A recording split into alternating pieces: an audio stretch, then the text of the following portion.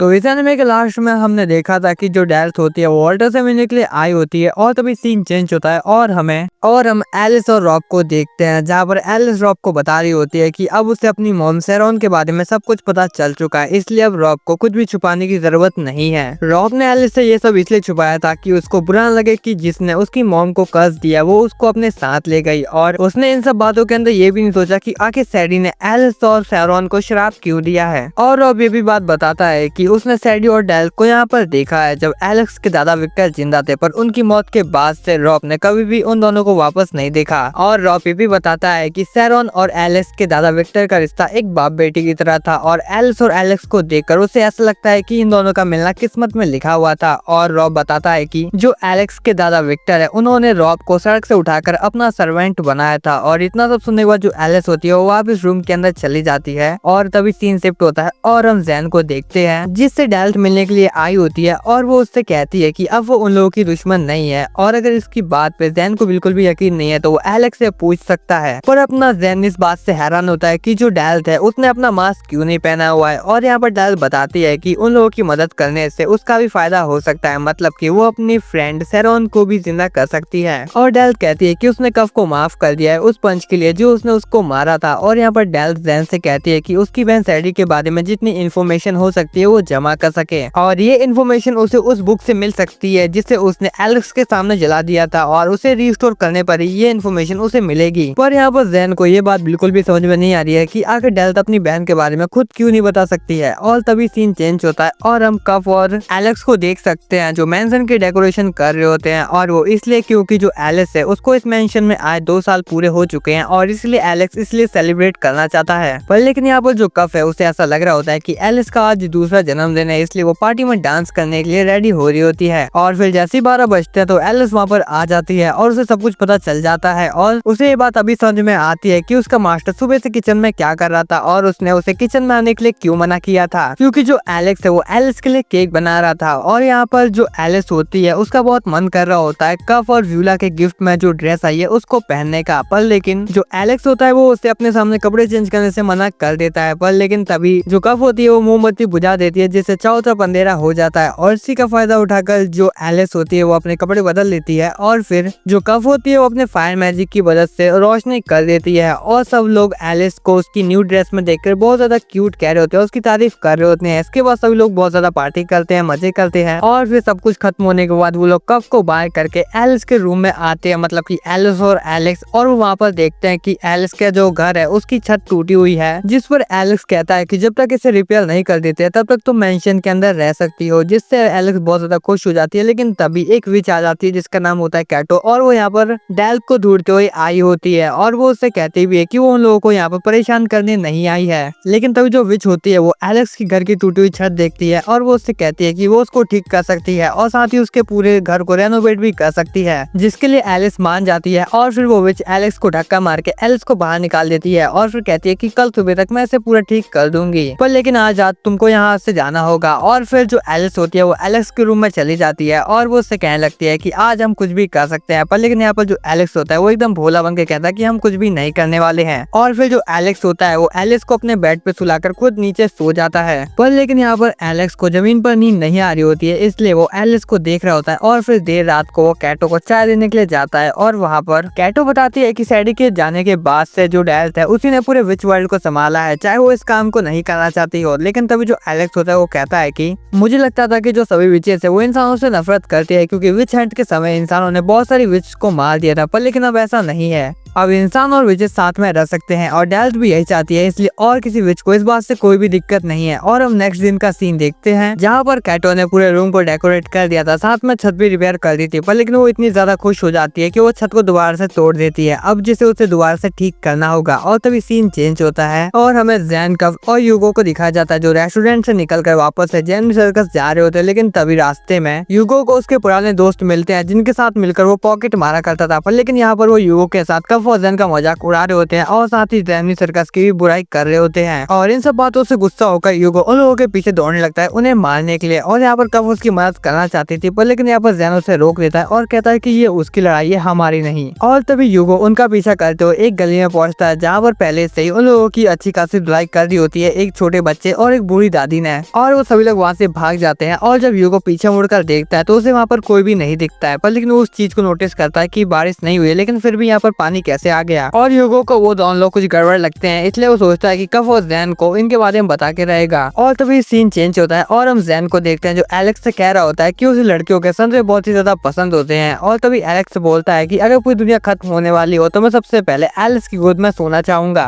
और जब वो दोनों रॉब से पूछते हैं कि उसे लड़कियों के अंदर क्या पसंद है तो रॉब कहता है कि उसे लड़कियों की स्माइल बहुत ज्यादा अच्छी लगती है। और ये बात सुनकर दोनों बहुत हैरान होते हैं क्योंकि उन्होंने नहीं सोचा था कि रॉब ऐसा भी कुछ कह सकता है। और तभी सीन चेंज होता है और हम एलेक्स को देखते हैं जो किताब के अंदर लड़कियों की नोटी तस्वीरें देख रहा होता है पर लेकिन ऐसा करते हुए उसे एलिस देख लेती है। और जो अपना एलेक्स होता है वो बहुत ज्यादा शर्माने लगता है और किताब बंद कर देता है। पर लेकिन यहाँ पर एलिस बताती है कि कैटो ने जाने से पहले उसे एक उड़ने वाला झाड़ू दिया था जिससे अब वो उड़ भी सकती है। और फिर वो एलेक्स को अपने साथ बैठकर उड़ने का मौका देती है। और फिर वो लोग रास्ते में रॉब से भी मिलते हैं और रॉब थोड़ी देर बाद नोटिस करता है कि वो लोग हवा में उड़ रहे हैं। एलेक्स सोच रहा होता है कि अगर आज सैडी जिंदा होती तो शायद वो उसके कस को ब्रेक कर सकती थी, पर उसे ऐसा लगता है कि सैडी इतनी ज्यादा अजीब और डरावनी थी तो शायद वो उसके कस को नहीं तोड़ती। और यहाँ पर जो एलिस होती है उसे अभी भी ऐसा लग रहा होता है कि एलेक्स उस किताब के बारे में सोच रहा है, इसलिए वो उसे ऑफर करती है कि जो सब उसने किताब में देखा है वो एलिस उसे दिखा सकती है। पर लेकिन यहाँ पर अपना एलेक्स इतना ज्यादा शर्मा जाता है कि वो मना ही कर देता है। और तभी सीन चेंज होता है और हम देखते हैं कि जो कफ और जैन होते हैं वो कुछ दिनों के लिए एलेक्स के मेंशन में रुकने के लिए आए होते हैं क्योंकि जिसने यूगो के पॉकेट मार गैंग को हराया था वही लोग जैन को ढूंढते हुए जेमिनी सर्कस आ गए थे, इसलिए जोरो ने कफ और जैन को मेंशन में भेज दिया ताकि वो लोग सेफ रह सके। यहाँ पर अपने जैन को ऐसा लग रहा होता है कि वो दोनों उसके टाइम मैजिक के पीछे पड़े हैं पर लेकिन वो दोनों विच नहीं है क्योंकि जो डेल्थ है वो उनकी अब फ्रेंड बन चुकी है, इसलिए वो और किसी विच को उनके पीछे नहीं भेजेगी। और तभी जो कफ होती है वो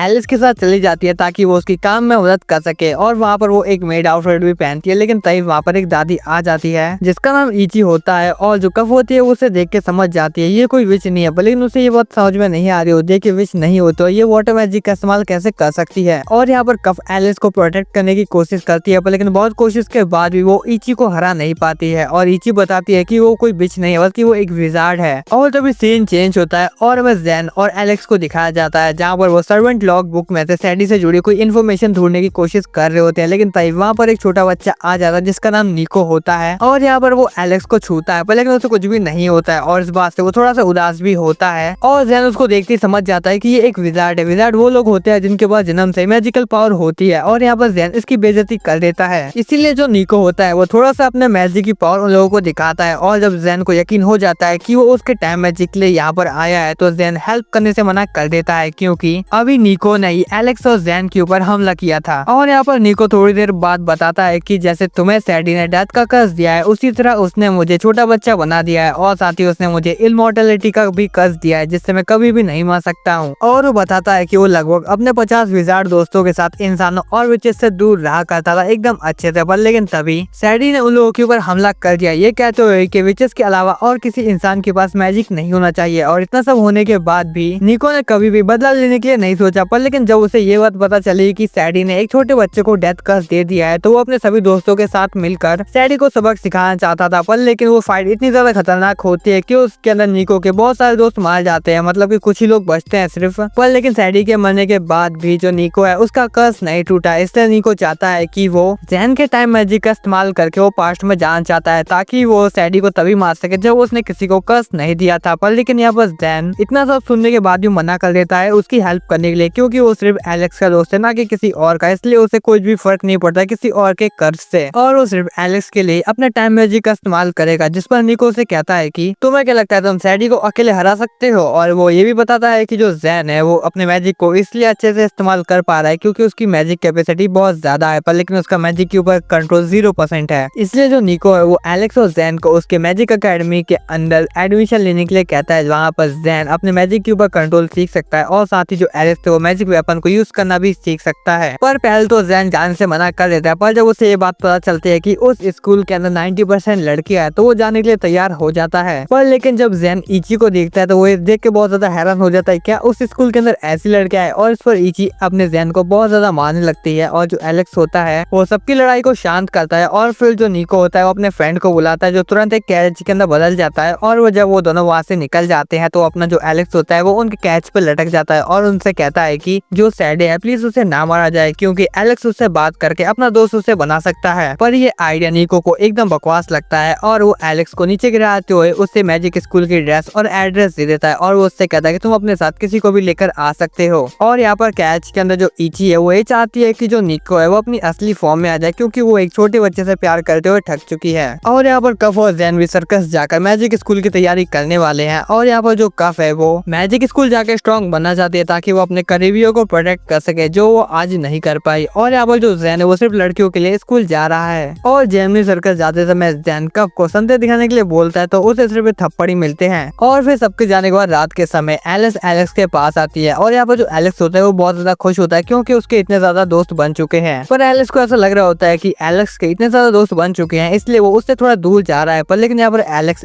से कहता है कि चाहे मेरे बहुत सारे दोस्त बन जाए पर तुम मेरे दिल के बहुत ज्यादा करीब रहोगी। और यहाँ पर ये बात सुन के एलेक्स बहुत ज्यादा शर्माने लगती है और जो एलेक्स होता है वो डिसाइड करता है कि वो निको के मैजिक अकेडमी स्कूल जाएगा और उसे जैन के टाइम मैजिक का इस्तेमाल करके पास्ट में जाने से कोई दिक्कत नहीं है। पर उसका अभी भी मन नहीं कर रहा कि वो सैडी को मारे और वो नहीं चाहता कि वो रॉक को दोबारा से मैंशन में अकेला छोड़ जाए। और जब यहाँ पर एलेक्स और एलिस सर्वेंट लॉग बुक पढ़ रहे होते हैं और उन्हें पता चलता है कि ये लॉग बुक कम और सैरॉन की पर्सनल बुक ज्यादा है और उन्हें ये बात भी पता चलती है कि सैडी सैरॉन की बहुत ही ज्यादा अच्छी दोस्त थी और उन्हें ये भी बात पता चलती है कि सैडी ने सैरॉन को ये भी बता दिया था कि आगे क्या होने वाला है। पर एलेक्स को ये समझ नहीं आ रहा था कि ये उसने किया कैसे। और एलेक्स को निको ने बताया था कि बैटल के दौरान सैडी को ये बात पता चल जाती थी कि उसका अपोनेंट कहाँ पर हमला करने वाला है। तो एलेक्स को ऐसा लग रहा होता है कि जैसे जैन के पास टाइम मैजिक है उसी तरह सैडी के पास माइंड रीडिंग मैजिक है और बस इस बात का पता लगाने के लिए उसे डेल से बात करनी होगी। और एलेक्स इतना ज्यादा ख्यालों में डूबा हुआ होता है इसलिए जो अपनी एलिस होती है वो एलेक्स को चिढ़ाने के लिए अपने संतरे दिखाने लगती है और जो एलिस होती है वो इस बात से बहुत ज्यादा खुश होती है कि वो अब एलेक्स के साथ एक ही स्कूल में पढ़ने वाली है। और तभी सीन शिफ्ट होता है और वॉल्टर को दिखाया जाता है जो एलेक्स को निशाना बनाकर उसके ऊपर गोलियां चला रहा होता है। और हम यहाँ पर डेल को भी देख सकते हैं जो उसे दूर से देखकर ब्लश कर रही होती है और साथ में कैटो भी होती है जो उससे कह रही होती है कि तुम्हें अपने दिल की बात को वॉल्टर को बता देनी चाहिए। पर डेल तो उसे धमकी दे तो कहती है कि अपना मुंह बंद रखो। लेकिन तभी वहाँ पर व्यूला आ जाती है और उन दोनों को मेंशन के अंदर ले जाती है। और यहाँ पर जो व्यूला होती है वो डेल को देख के समझ जाती है कि उससे वॉल्टर से प्यार हो गया। पर लेकिन उसे ये बात समझ में नहीं आ रही होती है कि उसके नाकारा भाई से किसी को कैसे प्यार हो सकता है और वो भी इतनी सुंदर लड़की को। और जो व्यूला होती है वो डेल को मेकअप से सुंदर बनाने के लिए कहती है। पर लेकिन ये बात सुनकर डेल को अपनी बहन सैडी की वो बात याद आ जाती है और वो बहुत डर जाती है। पर लेकिन वो मेकअप के लिए मान जाती है। और फिर मेकअप करने के बाद जब वो वॉल्टर के पास जाती है तो वॉल्टर तारीफ करने की जगह वो उससे कहता है कि मैंने अपने भाई एलेक्स के फालतू नाम की लिस्ट बनाई है, क्या तुम वो सुनना चाहोगी। और इस बात को सुनकर डेल वहाँ से चली जाती है और जो कैटो और व्यूला होती है वो उसे बेवकूफ कहने लगती है। और इसके बाद जो व्यूला होती है वो अपने भाई एलेक्स के मेंशन पे आती है जहाँ पर वो मिठाई खाते हुए एलेक्स के संतरों को छू रही होती है, मतलब कि एलेक्स को जलन महसूस करवा रही होती है। और यहाँ पर जो एलेक्स होता है वो सोचने लगता है क्या उसे अपने साथ व्यूला को लेकर आना चाहिए। पर लेकिन उसकी ऐसी हरकतों को देख के वो प्लान ड्रॉप कर देता है। लेकिन तभी वहाँ पर कफ आ जाती है और वो सभी को बता देती है कि मैजिक अकेडमी की यूनिफॉर्म मिल चुकी है। और ये बात सुन के जब व्यूला होती है उस यूनिफॉर्म को ढूंढ कर निकालती है और मैजिक अकेडमी जाने की जिद करने लगती है और वो अपनी इस यूनिफॉर्म को रॉक को दिखाने के लिए निकल जाती है। और यहाँ पर जो कफ होती है वो माफी मांग रही होती है कि वो उसने व्यूला को इतना सब कुछ बता दिया और वो अब डिसाइड करती है कि वो नहीं छुपाएगी कि वो एक विच है। और फिर कुछ समय बाद सभी लोग ट्रेन में सफर कर रहे होते हैं और यहाँ पर एलेक्स के छूने से कोई ना मर जाए इसलिए जो व्यूला है उसने पूरी ट्रेन के एक कोच को ही बुक कर लिया है। और यहाँ पर कफ और जैन व्यूला को बता देता है कि वो एक विच है। और यहाँ पर जो कफ होती है वो अपने फायर मैजिक का इस्तेमाल करके व्यूला को दिखाती है। और हमें यहाँ पर ये बात भी पता चलती है कि व्यूला को यहाँ पर आने की परमिशन इस शर्त के ऊपर मिली है कि उसे वॉल्टर को भी अपने साथ